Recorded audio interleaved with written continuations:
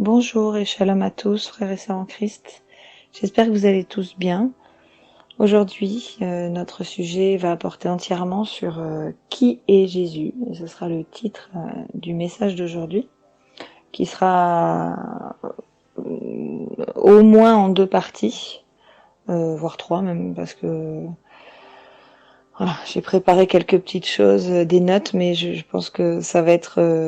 il y a beaucoup à dire. Alors, qui est Jésus? C'est ce que le Seigneur en fait m'a mis à cœur de partager avec vous, et de parler aujourd'hui. C'est le sujet dont il m'a mis à cœur de parler. Et le but, c'est pas de vous enseigner. Alors si c'est le cas, si ça enseigne certains, c'est très bien.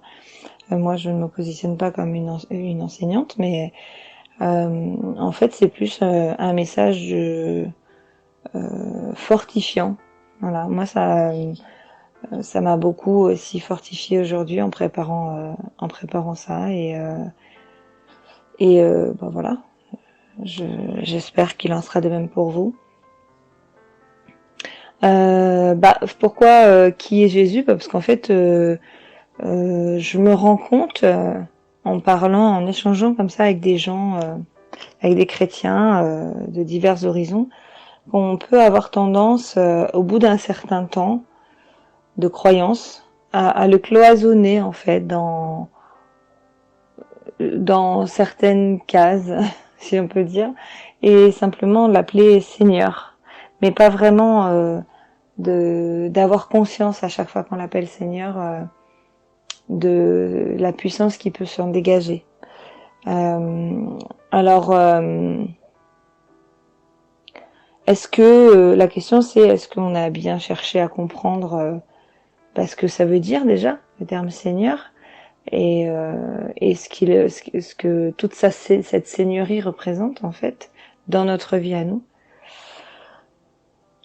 Bon, j'espère que ces petits approfondissements pourront répondre à certaines des questions que peut-être on peut se poser, et en tout cas ou qu'on n'a jamais osé se poser. Voilà. Donc c'est ce qu'on va partager au travers de ce que le Saint-Esprit m'a conduit à chercher aujourd'hui, et puis à écrire. Et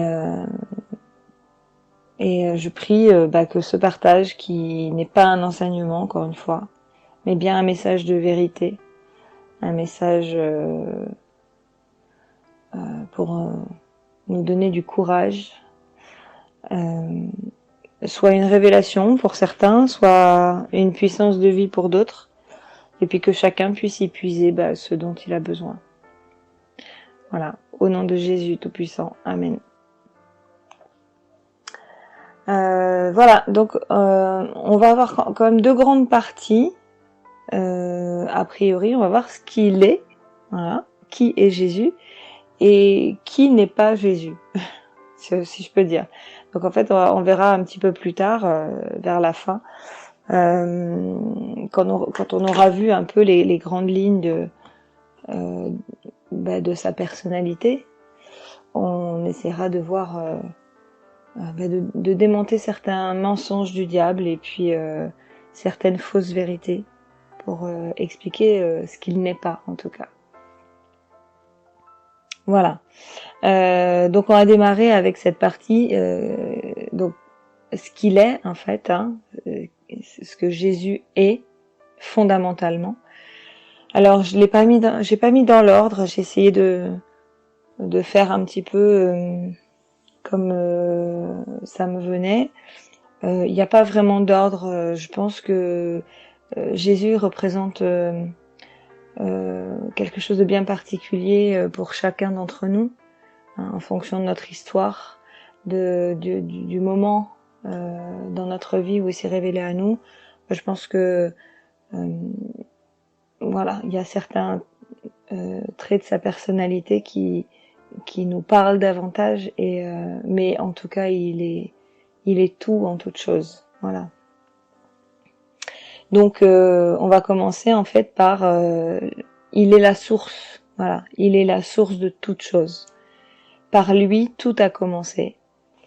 Alors on va prendre un extrait. À chaque fois, je vais essayer de vraiment me référer à ce que dit la parole du Seigneur, hein, parce que c'est pas moi qui vais déclarer. Enfin, je vais déclarer toutes ces merveilles qui me sont revenues en tête et au cœur aujourd'hui, mais toujours évidemment avec l'appui de la parole du Seigneur.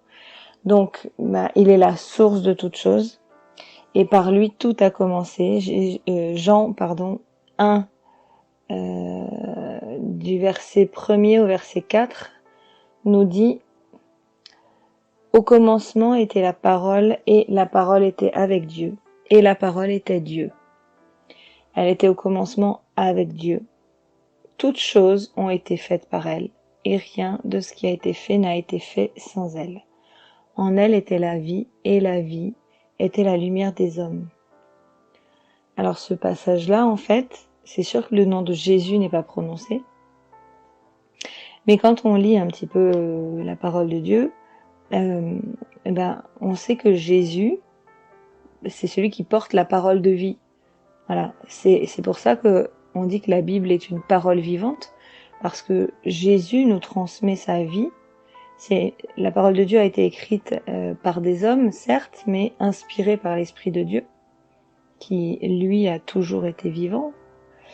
Le Saint-Esprit, c'est une personne à qui on doit s'adresser aussi quand on prie, et qu'on doit chercher à connaître. Et Jésus, il a toujours été là avant même que Dieu crée toute chose, avant même que toute chose soit créée. Il n'a pas de début ni de fin, parce qu'il est à l'origine de tout, en fait. C'est le Créateur qui fait prendre vie toute chose d'une seule parole. Donc, dans un autre passage, dans la première épître de Jean, au premier chapitre, du verset 1 au verset 2, la Bible nous dit « Nous vous annonçons le message de celui qui est la vie. Nous vous annonçons ce qui était dès le commencement. Nous l'avons entendu, nous l'avons vu de nos propres yeux, nous l'avons contemplé et nos mains l'ont touché. » Donc là, on voit bien que ça vient compléter en fait ce qu'on a lu juste avant, et ça vient confirmer en fait que Jésus est vraiment au commencement. C'est souvent en fait que on parle de Jésus comme le commencement. Et d'ailleurs, quand le Seigneur vient se révéler à nous, quand nos yeux spirituels s'ouvrent, c'est là que commence beaucoup de choses en fait. On a l'impression que c'est un peu là qu'on commence à vivre. Que avant ça, en fait, on vivait, on survivait, on va dire. Voilà, personnellement, c'est un peu comme ça que je pourrais traduire ma conversion. Et voilà, c'est cette révélation en fait. Par cette révélation-là, la vie se met en mouvement dans notre esprit, dans notre cœur, dans notre corps tout entier en fait. C'est là que quelquefois les gens qui sont guéris d'une maladie et qui reçoivent le Saint-Esprit en même temps, c'est là que voilà, ils se sentent vivants. Tout commence, tout recommence, ou tout commence en tout cas. Et donc il est l'alpha et l'oméga, ça on va le voir un petit peu plus loin, on le développera. Donc l'alpha et l'oméga, ça veut dire que il est le commencement et la fin, et en même temps il était là avant toute chose, quoi. Voilà, il est le créateur, il est à l'origine de tout, et c'est pour ça qu'on dit qu'il est la source. Ensuite, on peut dire qu'il est fidèle. Ça, c'est quelque chose qui revient souvent dans la Bible. Il est fidèle et véritable, nous dit la parole de Dieu. Donc, si on regarde dans le psaume 89 au verset 2, La Bible nous dit, la bonté a des fondements éternels, tu établis ta fidélité dans les cieux. Qu'y a-t-il de plus ancien dans les cieux, en fait? Pas grand-chose, en fin de compte. On ne peut pas mettre une date de commencement des cieux, du système solaire, de toute cette partie de l'univers, en fait. On peut pas, même les plus grands scientifiques ne peuvent pas dater l'origine du système solaire, des cieux et de tout ce qui s'y passe, tout ce qu'il y a dedans. Donc si Dieu a établi sa fidélité déjà dans les cieux, c'est évident que on y prend part quand on se confie, quand on confie notre sort au Fils chéri de Dieu, hein, quand on se confie en Jésus. C'est à ce moment-là que nous on prend part à sa fidélité. Voilà. Jésus a dit, le royaume des cieux s'est approché de vous à plusieurs reprises, hein, quand il s'est avancé vers le peuple hébreu, les Juifs. Il s'est annoncé et il leur a dit, le royaume des cieux s'est approché de vous. Donc il est l'entrée même par laquelle on a accès au royaume de Dieu. Donc pour le troisième point, il est la porte de Dieu, du royaume de Dieu. Voilà, il s'est défini lui-même comme étant la porte. Voilà, Jésus a dit, celui qui vient au Père ne peut y entrer que en passant par Jésus. Ne peut y accéder qu'en passant par moi. Donc ça, c'est Jésus qui a dit, je suis le chemin, la vérité, la vie, nul ne vient au Père que par moi. Voilà, ça c'est une citation qu'on retrouve dans Jean 14 au verset 6. Je vous encourage vraiment à prendre des notes, hein, parce que ça va être très complet. Même si voilà, je peux pas tout dire. Voilà, si vous avez envie de prendre des notes, n'hésitez pas, et puis de vous-même aller compléter tout ce que je vous dis là. Bon, voilà, c'est un début pour vous permettre aussi après de faire vos propres recherches. C'est très très riche. Donc voilà, donc on a cette citation-là dans Jean 14 verset 6, et de même Jésus nous dit dans Jean 10 au verset 9, « Je suis la porte », voilà, comme on disait tout à l'heure, « Si quelqu'un entre par moi, il sera sauvé. Il entrera et il sortira, et il trouvera des pâturages. » Donc là, on voit bien en fait que quand on vient à lui, il y a un avant et un après. Il nous permet justement d'être sauvés. Et là, il le dit bien, hein, il n'y a pas d'autre moyen en fait d'être sauvé qu'en passant par lui, par cette porte-là. Et si on passe par cette porte-là, il va nous permettre d'entrer dans un autre univers, dans un autre monde. Hein, c'est-à-dire on prend part, comme on disait tout à l'heure, à la fidélité de Dieu dans les cieux. Et donc, on a accès à ce monde spirituel. Et il dit, il entrera et il sortira. Alors, non pas qu'on va ressortir de ce monde-là, mais on va sortir en fait du monde perdu dans lequel on évoluait avant. Et donc après, la promesse c'est, il trouvera des pâturages. Les pâturages, c'est synonyme en fait de nourriture pour les animaux, pour le bétail, pour les brebis, pour les chèvres. Tous ces animaux-là, en fait, quand ils sont dans les pâturages, voilà, ils mangent à satiété. Ils se soucient pas de s'ils vont avoir assez. En fait, en général, les pâturages, il y a largement assez, il y a même plus. C'est pour ça qu'on les met dans ces endroits-là. Et Jésus, il nous met dans un pâturage, non pas pour nous gaver, mais surtout pour nous faire comprendre que le pâturage qui nous est réservé, on manquera jamais de rien. Voilà. Donc, il est, comme on le disait avant, juste avant, il est l'entrée divine, en fait, par laquelle on passe dans ce monde spirituel pour être aux côtés de notre Père Céleste. C'est là, en fait, que on est destiné à être auprès de notre Père. Voilà, un peu comme Adam et Ève qui étaient dans le jardin d'Éden, hein, et c'était leur pâturage où le Seigneur avait tout prévu avant de les créer. Il avait tout créé dans le jardin d'Éden pour que justement une fois qu'il allait mettre sa création chérie, l'être humain, eh bien il ne manque de rien. Voilà, ils avaient tout à disposition. Ensuite, un autre point, il est, comme on disait tout à l'heure, hein, on a commencé à le dire, le chemin, la vérité et la vie. Ça, on le retrouve, comme j'ai dit tout à l'heure, dans Jean 14. On va le lire, versets 5 et 6. Thomas lui dit, Seigneur, nous ne savons où tu vas. Comment pouvons-nous en savoir le chemin?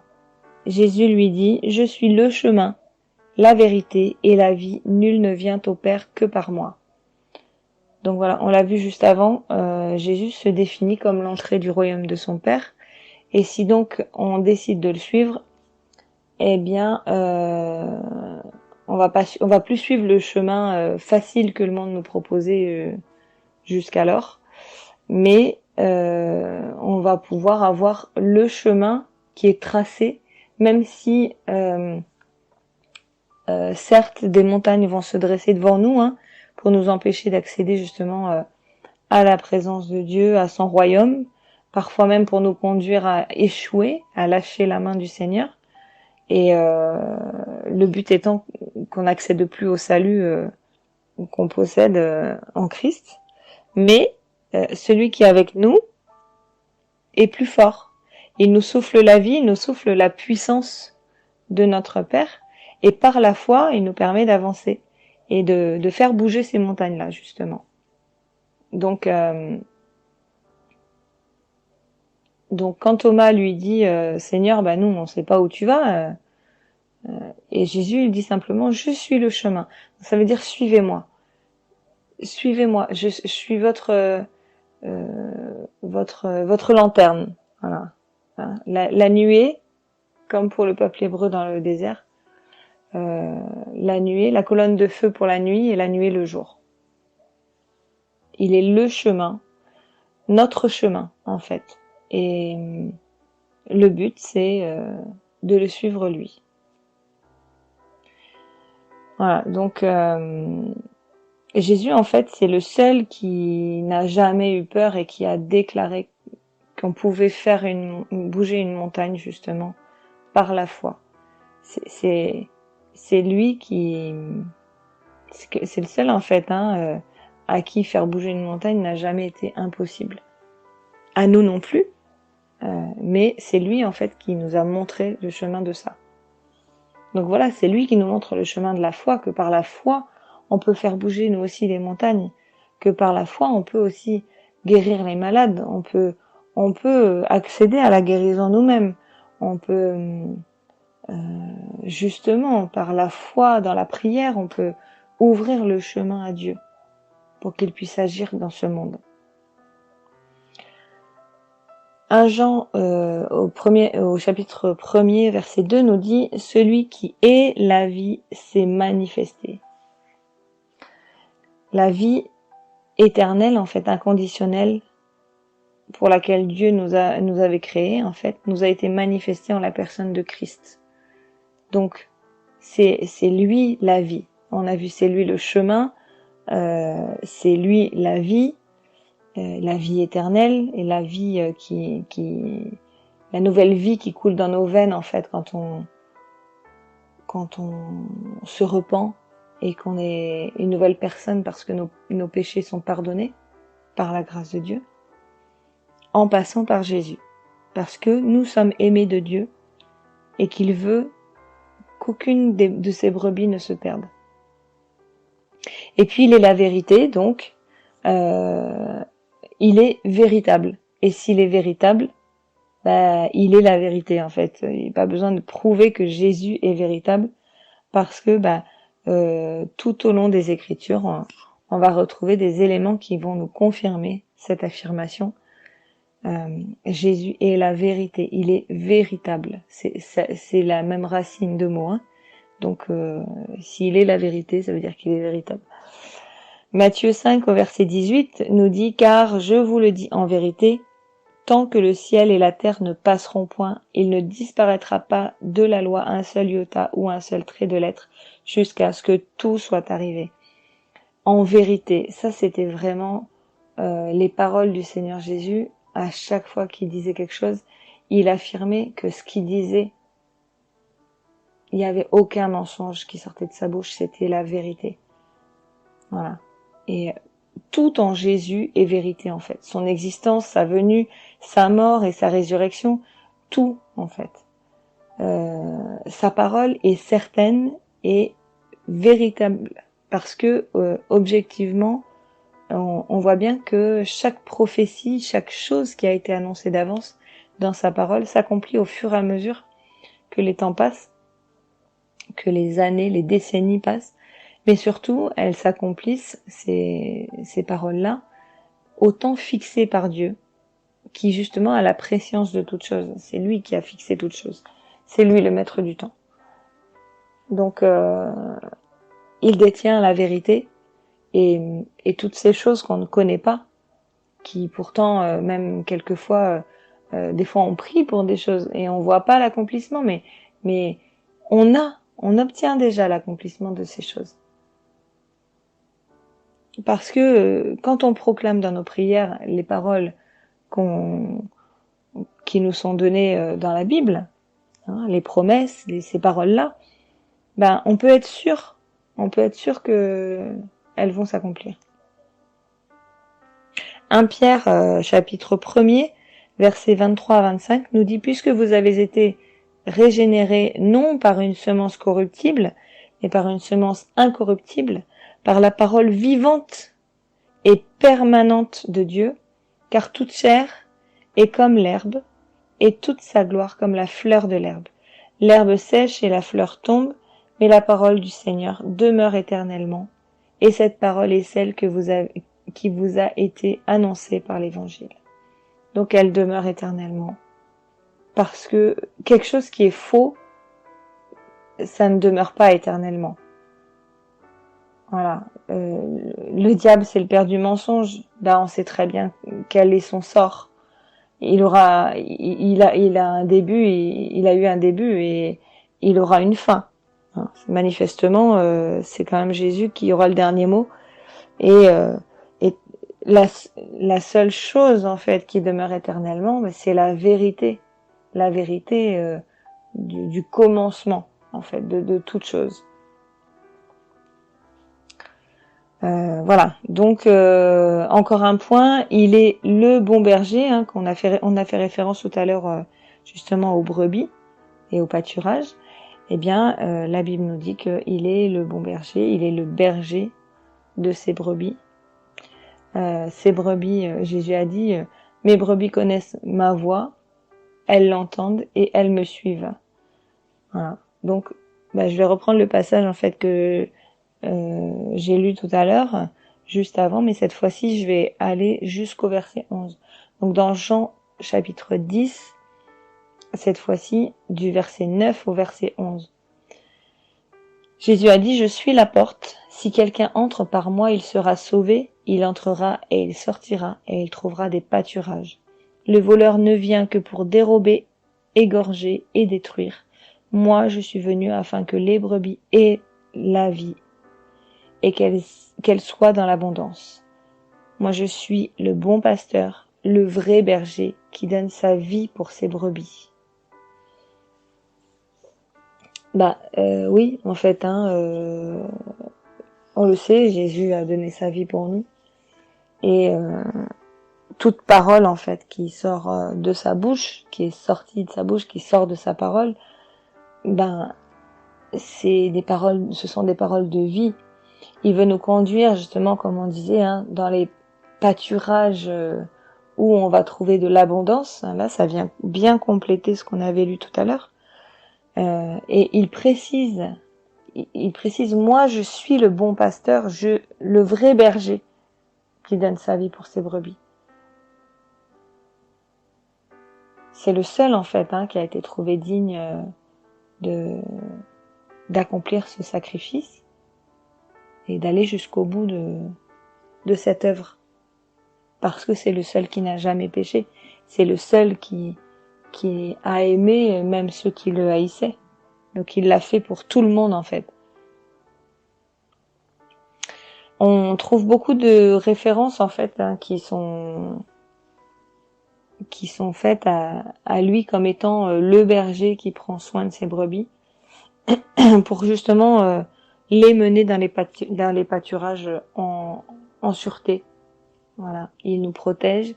Les brebis en fait quand elles accèdent à leur pâturage, elles sont encadrées dans un champ plutôt vaste quand même, mais délimité. La parole de Dieu en fait elle nous est donnée de la même manière pour qu'on connaisse les limites au-delà desquelles il ne nous est pas conseillé d'aller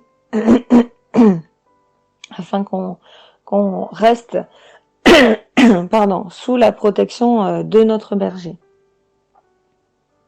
De même en fait dans la vraie vie avec les brebis, les loups peuvent aussi sauter par-dessus les barrières de protection et s'infiltrer dans le troupeau pour les dévorer, comme Jésus l'a dit juste avant au verset 10. Les loups, ce sont l'image des voleurs, et le voleur vient pour dérober, égorger et détruire. Le loup, lui, quand il va s'immiscer dans un troupeau de brebis, c'est forcément pour la même chose. Voilà.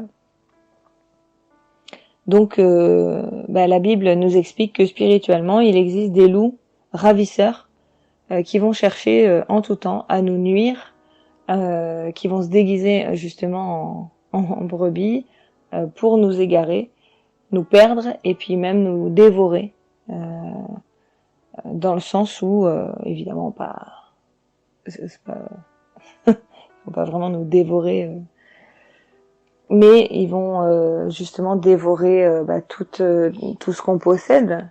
Voilà, ils vont nous piller quoi. Et donc c'est l'image des faux pasteurs. C'est pour ça que Jésus a dit: je suis le bon pasteur, je suis le vrai berger. Donc il faut écouter sa parole en fait. Et d'ailleurs Dieu a dit celui-ci est mon fils bien-aimé, écoutez-le. Donc voilà. Alors j'ai un petit peu traîné aujourd'hui, je vais m'arrêter là parce que je vais pas forcément avoir le temps de développer d'autres points qui vont s'enchaîner un peu les uns avec les autres. Voilà, si vous avez des questions par rapport à ça, moi vous pouvez me contacter en privé ou poser les questions sur le groupe afin d'édifier tout le monde aussi. Mais je vous encourage vraiment à réécouter ce message, à prendre des notes et puis à faire aussi vos propres recherches. Voilà. Et je prie que le Seigneur vous bénisse à travers ce message. Et puis la semaine prochaine on pourra continuer justement à développer tous ces traits de personnalité merveilleux sur lesquels on peut compter en se confiant en notre Seigneur Jésus. Voilà, soyez bénis. Shalom à tous.